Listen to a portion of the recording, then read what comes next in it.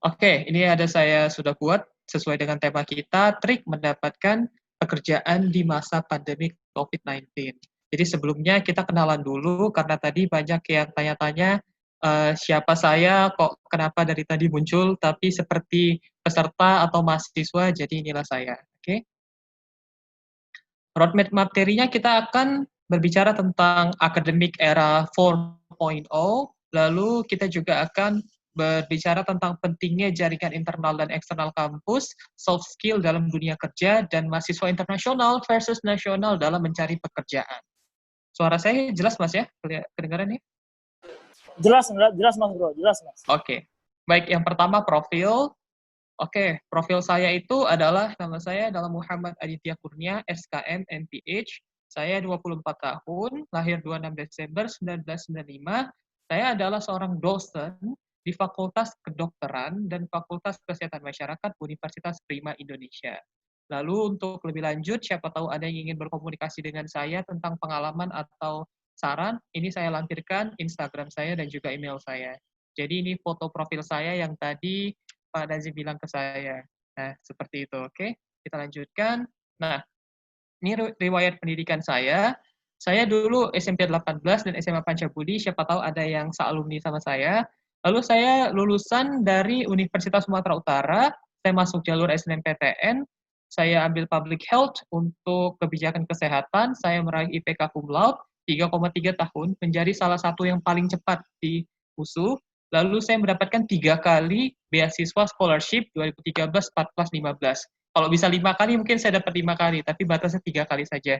Lalu saya juga mendapatkan penghargaan termuda dan juga tercepat di tahun 2013 untuk angkatan 2013 di USU.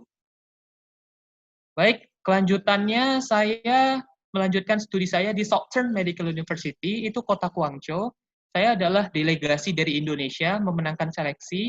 Saya adalah tamatan Indonesia pertama yang meraih master degree di sana, di Southern Medical University. Lalu saya mendapatkan beasiswa fully funded of Chinese Government Scholarship, penuh, semua hidup saya dibiayai di sana, liburan, makan, gaji, semuanya dibiayai di sana.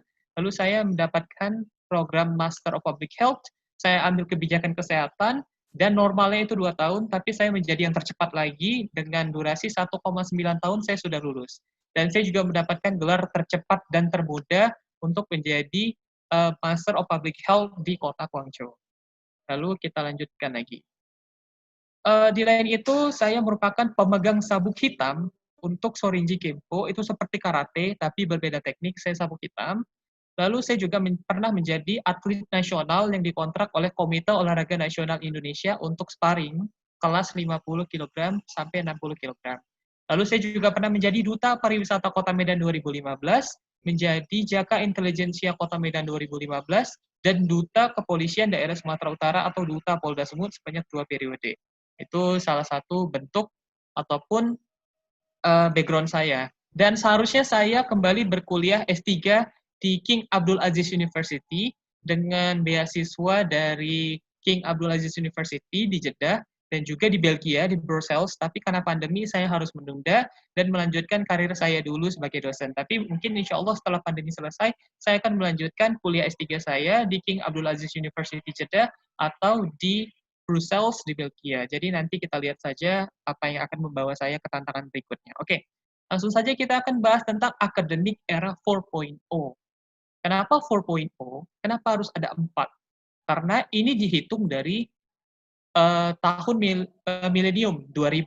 Jadi 1.0 itu 2000 sampai 2005, 2.0 itu 2005 sampai 2020, 2010, 3.0 2010 sampai 2015, dan 4.0 itu 2015 sampai 2020.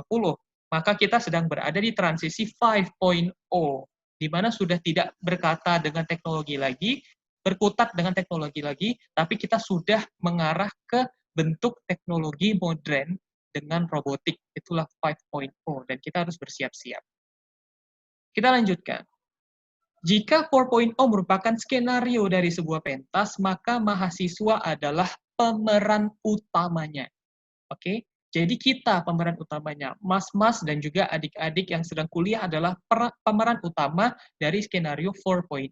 Kenapa saya mengatakan seperti itu? Kita lihat di sini. Keyword dari Akademik 4.0 adalah teknologi, dosen, dan juga mahasiswa. 4.0 memerlukan tenaga pendidik yang harus terus mengembangkan dirinya dengan fasilitas pendukung dan juga tidak bisa gaptek. Makanya 4.0 itu identik dengan milenial. Sudah saatnya anak muda yang berkarya dan juga berprestasi. Makanya dari sekarang kita nggak bisa cuma mengandalkan fresh graduate, tapi harus disertai dengan pengalaman. Nanti juga ada di materi saya selanjutnya. Sumber daya manusia harus sejalan dengan fasilitas. Makanya 4.0 itu identik dengan teknologi, tetapi permasalahan yang terjadi adalah sumber daya manusia memadai, fasilitasnya tidak. Atau fasilitasnya memadai, sumber dayanya tidak. Jadi ini masih belum seimbang di Indonesia. Pada pusing kita, kenapa ini masih belum bisa seimbang. Makanya kita harus terus tetap berkarya dan juga membantu memberikan ide kita demi kelancaran pengembangan dari 4.0 kita. Karena negara lain udah hampir 5.0, tapi kita masih nge-stuck di 4.0. Kita lanjutkan lagi. 4.0 ini terlalu panjang, intinya adalah pemerataan kualitas pendidikan, perluasan akses dan relevansi memanfaatkan teknologi. Intinya adalah kolaborasi, komunikasi, dan berpikir kritis serta kreatif. Karena dalam 4.0 kita juga tidak bisa banyak berteori, tapi kita harus memperhatikan realita yang sedang terjadi di lapangan. Jadi tadi dua narasumber senior sudah mengatakan bahwasanya perekrutan dan juga interview dan juga yang lain-lain itu ada semua penilaiannya. Makanya walaupun kita berbicara tentang 4.0 basis teknologi, tetapi kita harus melihat realita yang sedang terjadi di lapangan.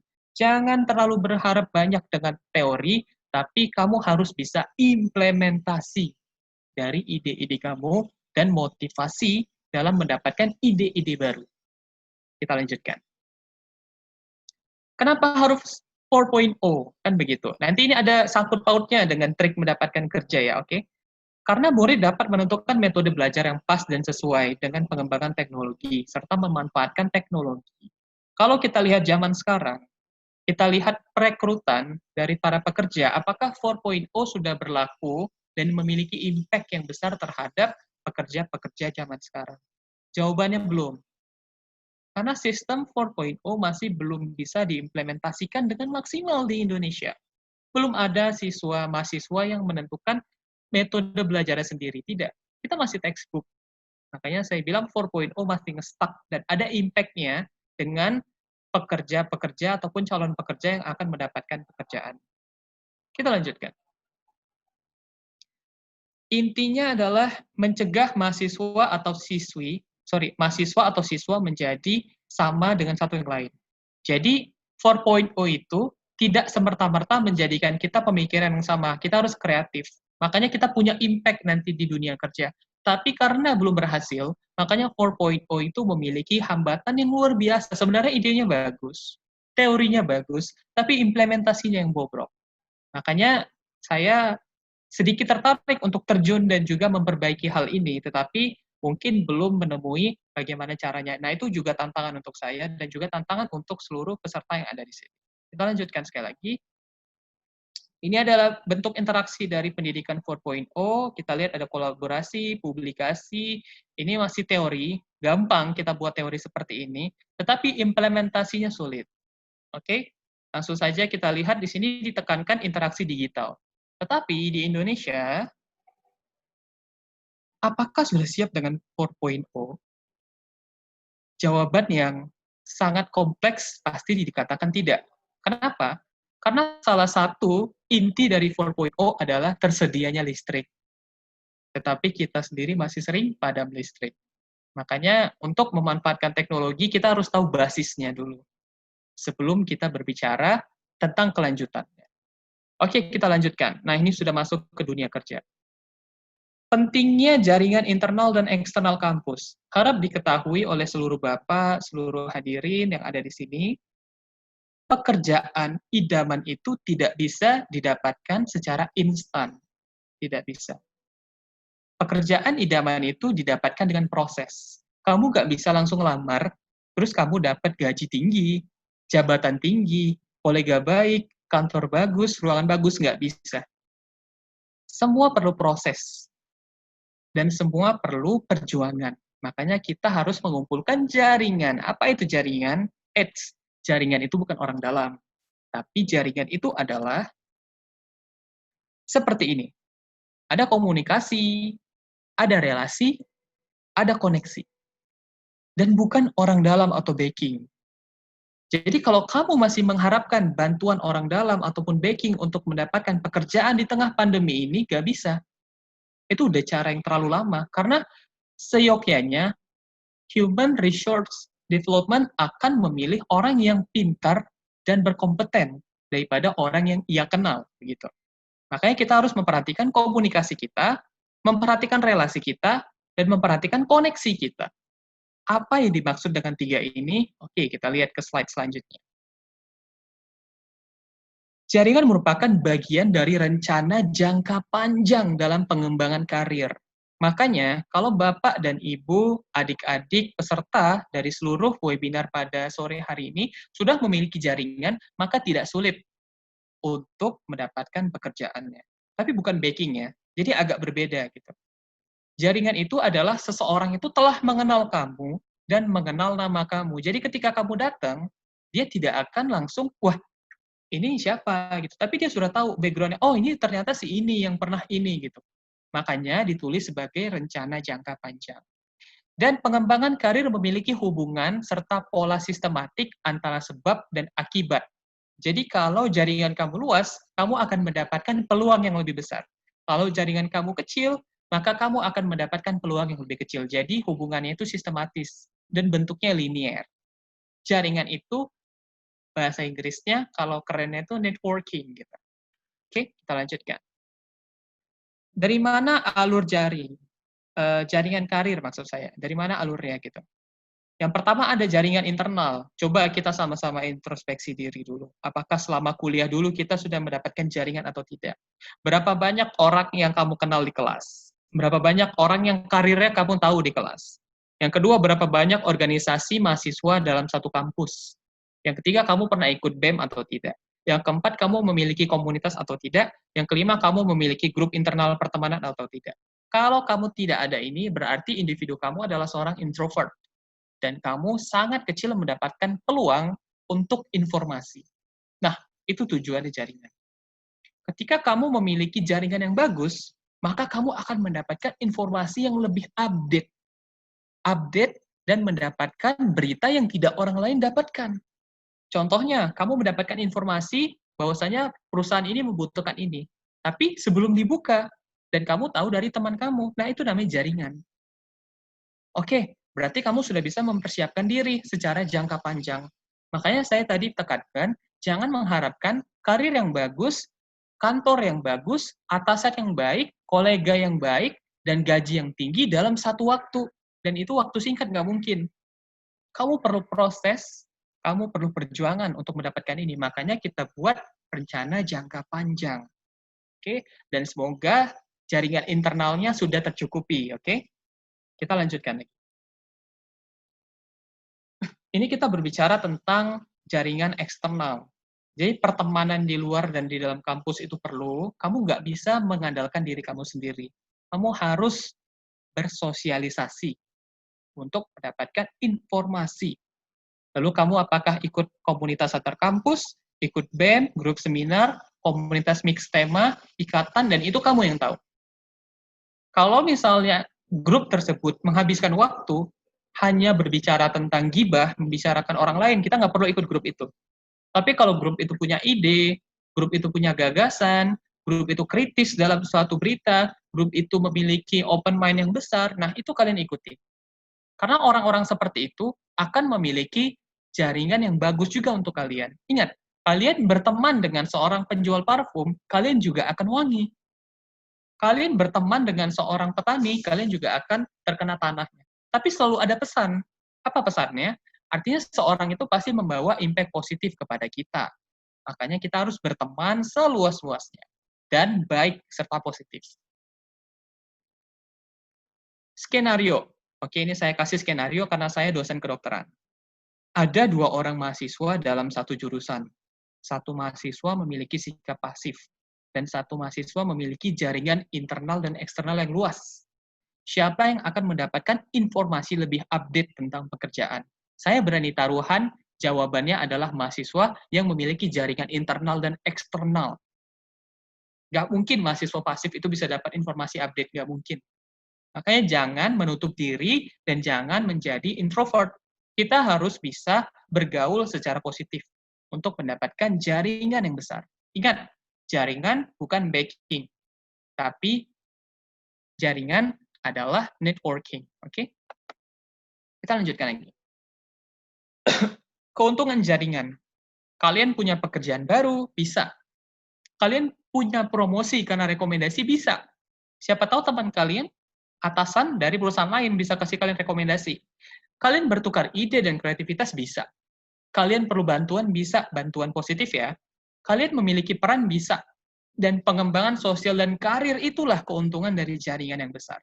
Makanya ini adalah langkah awal untuk mendapatkan karir yang bagus. Jadi mulai bangun dan bersosialisasi dengan orang-orang hebat, dengan orang-orang yang memiliki jaringan yang luas, sehingga kalian juga mendapatkan jaringan tersebut. Kita lanjutkan. Sudah sampai mana jaringan kamu? Oke, ayo kita introspeksi diri. Sampai mana gitu. Di kontak WA kamu ada nomor siapa aja gitu. Siapa aja yang kamu kenal, siapa yang kamu follow, siapa yang follow back kamu. Karena itu adalah gambaran jaringan dari diri kamu. Kita lanjutkan lagi. Soft skill di dunia kerja. Nah, ini yang harus dibahas. Karena tadi kita sudah bicara tentang teori dari penerimaan, kita harus sadar apakah kita sudah memiliki soft skill ini atau tidak. Karena saya seorang dosen, saya kutip ini dari jurnal ilmiah, oke? Kita lihat yang pertama itu sudah pasti yang dibutuhkan saat ini adalah problem solving. Jadi nggak perlu kita ganteng, nggak perlu kita menarik, tapi kalau kita hancur dalam problem solving, itu sama aja, nihil. Yang kedua, ada team working. Apakah seorang ini bisa bekerja sama dengan yang lain? Yang ketiga, ada komunikasi. Inilah gunanya public speaking. Seorang yang memiliki diksi serta public speaking dan intonasi yang bagus akan memiliki progres dan jaringan yang lebih besar, serta kesempatan yang lebih besar daripada orang yang pasif. Kenapa public speaking? Karena public speaking adalah proses di mana kamu bisa menyampaikan apapun ide kamu secara langsung dengan diksi yang bagus dan dapat mempengaruhi orang lain. Makanya itulah guna public speaking. Ketika kamu datang culun, mungkin kamu cuma pakai batik, tetapi ketika kamu diberikan mic dan kamu bisa mengeluarkan diksi yang menginspirasi serta mempengaruhi orang lain, maka kamu itu gampang sekali dapat pekerjaan ketika interview. Intinya kejujuran ya, jadi jangan bohong juga gitu. Makanya team working itu dan komunikasi itu relasinya lumayan tinggi ketika kita bisa mendapatkan keduanya.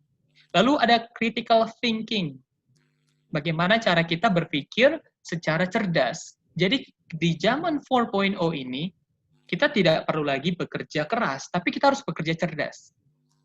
Nah, itu kalau misalnya negara lain sudah seperti itu, tapi kalian masih pakai otot, nah, bagaimana kita bersaing dengan orang lain, kan begitu.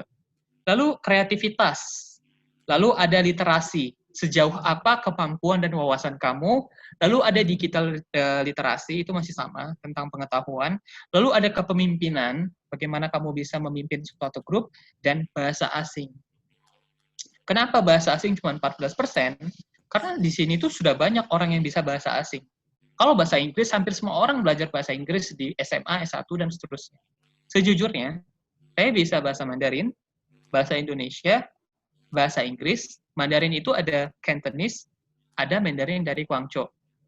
Nah, itu adalah spesialitinya saya. Ketika saya ditanya, apa yang membuat Anda berbeda? Dari public speaking, saya bisa menggunakan diksi yang bagus. Dari bahasa asing, saya juga memiliki nilai lebih. Nah, hal-hal seperti ini yang harus kamu miliki. Gitu. Apa hubungannya nanti dengan trik mendapatkan pekerjaan di masa pandemi ini? Oke, ini adalah soft skill yang kamu harus punya dulu. Itu adalah berikut adalah salah satu soft skill yang kamu harus introspeksi dulu. Apakah saya sudah memiliki semuanya atau belum? Kalau belum, tingkatkan lagi agar kamu bisa mengasah diri kamu lebih tajam dan juga mendapatkan peluang kerja yang lebih besar. Lalu ada emotional intelligence dan juga lain-lain. Nah, itu yang saya maksud tadi. Kita lanjutkan. Nah, ini. Mahasiswa internasional versus mahasiswa nasional dalam mencari kerja. Sejujurnya, setelah saya pulang dari Guangzhou, ada 2 universitas yang menawari saya untuk menjadi dosen tetap. Satu adalah Universitas Sumatera Utara, 2 adalah Universitas Prima Indonesia. Universitas Sumatera Utara menawarkan saya dosen non-PNS, tapi dengan benefit yang sama seperti PNS.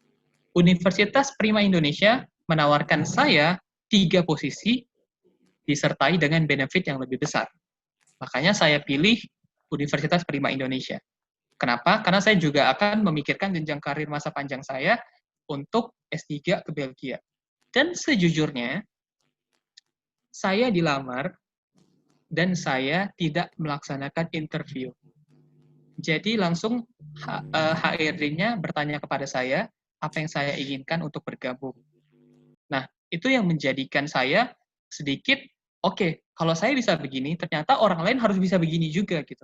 Harus memiliki soft skill juga yang sama seperti saya. Enak kan? Kita nggak perlu interview.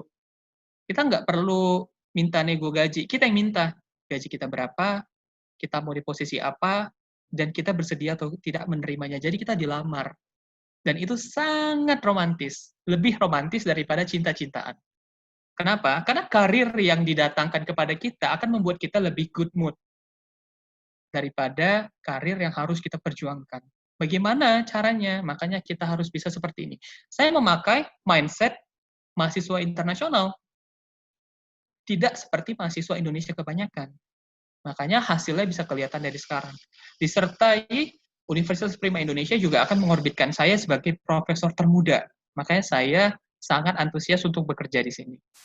Dan juga tawarannya juga mereka nggak main-main, karena mereka melihat ada potensi dalam diri saya yang bisa dikembangkan. Makanya Bapak dan Ibu peserta SPU yang ada di sini, kenali potensi kalian, pertajam potensi kalian, dan jadikan kalian adalah orang yang lebih unik dan pantas daripada orang lain. Jadi kita bersaing secara sehat, bukan bersaing dengan backing. Oke? Lalu kita lanjutkan, mahasiswa internasional versus mahasiswa nasional dalam mencari kerja. Oke, kita lihat apa sih bedanya. Yang pertama, mahasiswa internasional. Mahasiswa internasional, program pendidikannya itu sudah memberi arah yang jelas kepada murid SMA dalam karir. Jadi waktu mereka SMA, mereka sudah tahu ingin menjadi apa.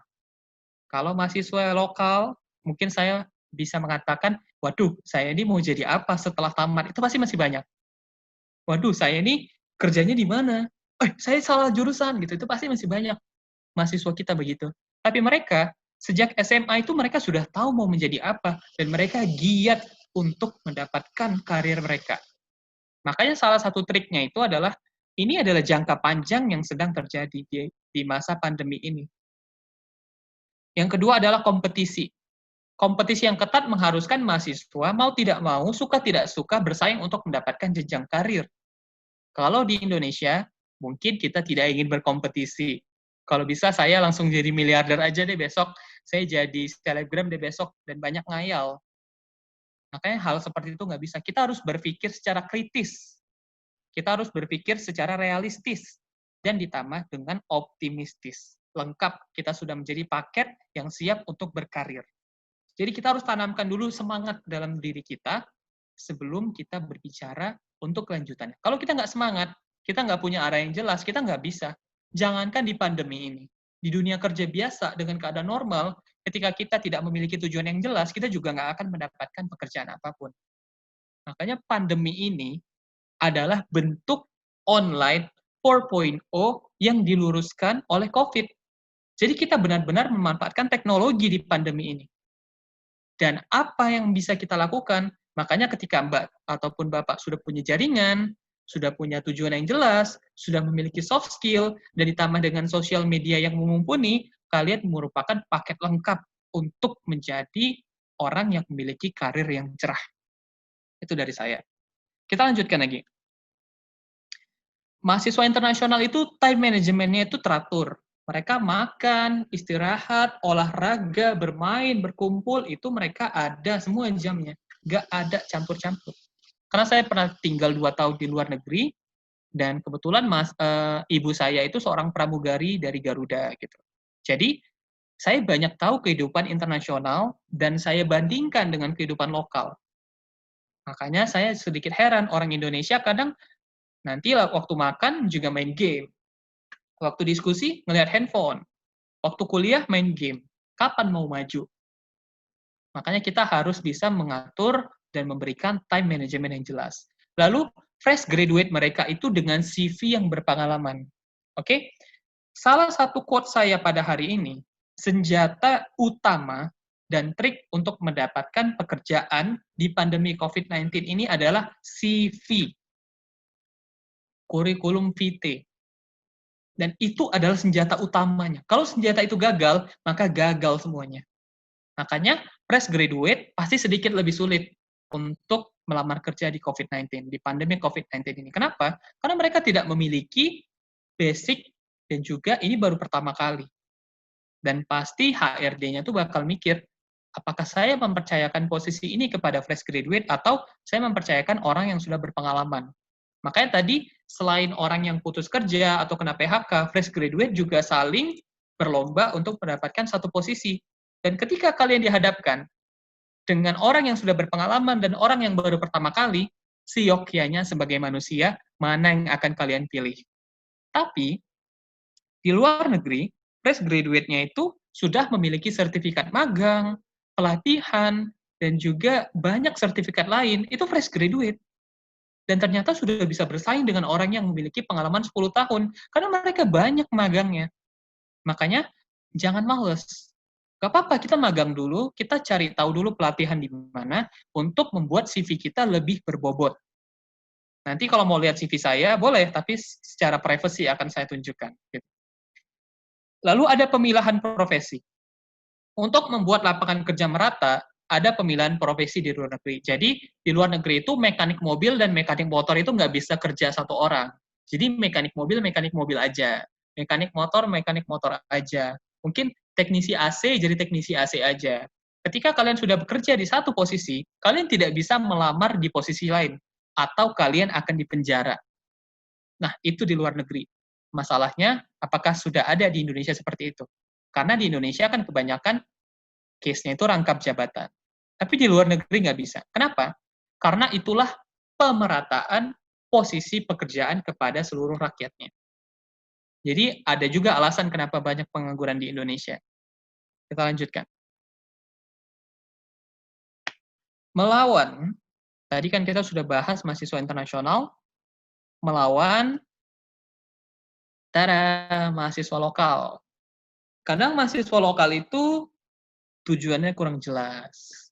Masih nggak tahu. Nanti dia udah kuliah di ekonomi, ternyata waktu udah mau lulus, ternyata saya salah jurusan. Gimana? Apa kuliah lagi? Tapi nanti waktu dites, waktu interview, waktu tes kerjaan, saya nggak bisa rumus ekonomi. Saya nggak tahu elastisitas. Saya nggak tahu proses laba. Saya nggak tahu kerugian. Nah, bingung kan? Makanya sejak awal, kalian harus memiliki tujuan yang jelas. Jangan sampai menyesal di akhir. Gak apa-apa kalian punya uang, tapi waktu kalian sudah terbuang. Makanya kenali diri kalian dulu sebelum kalian melangkah lebih jauh. Yang kedua, mahasiswa lokal itu tidak ingin bersaing, bayangin. Tidak ingin bersaing, gimana tidak ingin bersaing? Mereka maunya instan. Kalau bisa ada backing. Kalau bisa ada Cinderella syndrome. Hal yang besar itu terjadi di diri kita. Langsung jadi miliarder karena viral. Nah, itu yang sedang terjadi sekarang. Makanya orang banyak malas kerja di pandemik ini. Karena mereka melihat contoh dari kejadian instan yang berulang kepada orang lain. Makanya mereka berharap, kalau bisa saya juga jadi selebgram di satu sisi. Nah, itu yang membuat mahasiswa Indonesia itu malas berusaha. Kita lanjutkan lagi. Time manajemennya buruk. Saya bisa bilang mahasiswa lokal itu gadget for life-nya itu selalu terjadi. Olahraga, makan, istirahat itu pasti pegang gadget. Dan itu harus dihindari. Lalu kebanyakan CV dari fresh graduate yang tidak berpengalaman. Nah, itu yang sering terjadi di mahasiswa lokal kita. Saya ulangi sekali lagi, peluru utama untuk mendapatkan pekerjaan di pandemi ini adalah CV. Jangan buat sesuatu yang ngarang-ngarang di CV. Buat sesuatu yang real dan berbobot. Makanya kalau bisa ikuti pelatihan, terutama public speaking. Karena itu sangat berguna di perusahaan apa saja. Oke? Jadi harus disertai dengan sertifikat yang mendukung. Tidak bisa CV, walaupun kalian lulus 3,5 tahun, ataupun 3,3 tahun seperti saya, 3,2 harusnya, itu kalian dibandingkan dengan orang yang punya sertifikat magang, sertifikatnya sudah pernah bekerja di sini, di situ, kalian pasti kalah. Walaupun kalian mungkin pintar, tapi kalian tidak berpengalaman. HRD pasti akan berpikir, posisi ini cocok tidak untuk mereka, begitu. Makanya harus disertai dengan CV yang berbobot. Oke, selain dari CV, tips mendapatkan pekerjaan di pandemi COVID-19 ini adalah sosial media. Nggak apa-apa, kamu bisa kirim CV kamu, surat lamaran kamu. Tapi bagaimana cara HRD ataupun para HR untuk melihat diri kamu, menilai diri kamu secara nggak langsung? Percaya atau tidak, mereka akan melihat sosial media kamu. Instagram pasti kita kece-kece, pasti kita keren-keren Instagram. Tapi kalau Facebook, mungkin ada orang yang lupa dia pernah alay di Facebook. Walaupun itu masa lalu, tapi itu jadi pertimbangan. Apa yang kalian posting, apa yang kalian like, apa yang kalian follow, apa yang kalian ikuti, apa yang kalian komentari, itu semua jadi pertimbangan. Makanya COVID-19 ini membuat para HRD, para perusahaan lebih memanfaatkan teknologi. Dan ketika teknologi sudah dimanfaatkan, hati-hati dengan sosial media. Karena sosial media adalah interpretasi dari diri kita secara tidak langsung. Caption akan menjadi salah satu bentuk diksi apa yang kalian gunakan. Makanya, posting sesuatu yang berguna di sosial media. Kalau ikut seminar, posting. Kalau misalnya takut, malu nih kita post di postingan, nggak apa-apa, buat di highlight. Yang penting kalian menunjukkan bahwasanya diri kalian itu berintegritas. Kenapa? Karena di COVID-19 ini, CV menjadi peluru utama untuk melamar pekerjaan, dan sosial media menjadi penilaian untuk diri kalian. Jadi perhatikan keduanya. Dan lampirkan sosial media yang kalian kece. Walaupun nanti ditemukan juga relate-nya ke akun lama kalian, tetapi posting sesuatu yang bermanfaat, berguna, dan juga memiliki elegansi dan integritas ketika seseorang membacanya. Karena sosial media kalian adalah gambaran diri kalian secara instan, sosial media lama kalian adalah gambaran diri dari masa lalu. Kalau bisa, remove aja masa lalunya. Gak usah disimpan-simpan, dihilangin aja akunnya. Kalau bisa, tapi kalau lupa passwordnya, ya coba deh diperbaiki dulu gitu atau gimana. Karena pasti itu menjadi penilaian penting dalam melamar pekerjaan. Kita lanjutkan. Ini adalah kesimpulan dari materi saya pada hari ini. Bagaimana cara kalian mendapatkan pekerjaan, karir yang bagus? Yang pertama, gak bisa instan. Harus jangka panjang. Pertama adalah profil yang menarik, disertai dengan jaringan, dan juga soft skill yang membantu dan mempermudah mendapatkan pekerjaan di era 4.0 yang berpapasan dengan COVID-19. Sekali lagi saya tekankan, peluru utama kalian untuk mendapatkan pekerjaan di COVID-19 ini, di pandemi COVID-19 adalah CV, dan penilaian untuk diri kalian yang harus diperhatikan adalah sosial media. Ketika kalian dua itu kuat, insya Allah, dengan jaringan yang bagus, dengan soft skill yang memadai, kalian akan dipanggil interview dan akan mendapatkan pekerjaan yang kalian idam-idamkan. Ingat, tidak boleh berhenti dalam belajar, harus tetap mencari, dan satu lagi, kalau bisa, kalian sudah memiliki salah satu aplikasi yang update tentang pekerjaan. Karena mungkin kalian tidak memiliki jaringan yang luas, jadi hanya memanfaatkan sosial media. Jadi saya rekomendasikan untuk kalian yang memiliki kendala dalam mencari pekerjaan, kalian bisa mencari ini dari sini. Dari Indeed juga bisa, tuh. Oke? Itu lumayan bagus aplikasinya. Gak bisa dari Instagram, mungkin kalau di Medan kita bisa cari loker Medan, tapi nggak cukup. Biasanya profesional akan menggunakan aplikasi ini. Jadi mungkin boleh di-search, di-download, oke? Indeed namanya. Dan itu harus ditunjang, harus didukung dengan CV yang bagus dan Instagram ataupun sosial media dari diri kalian. Oke? Baik, mungkin itu saja dari saya. Ketika kalian ingin bertanya, saya selalu on di Instagram saya, yaitu @madityakurnia untuk Instagram, dan lebih profesional lagi bisa menghubungi saya di adityakurnia000@gmail.com.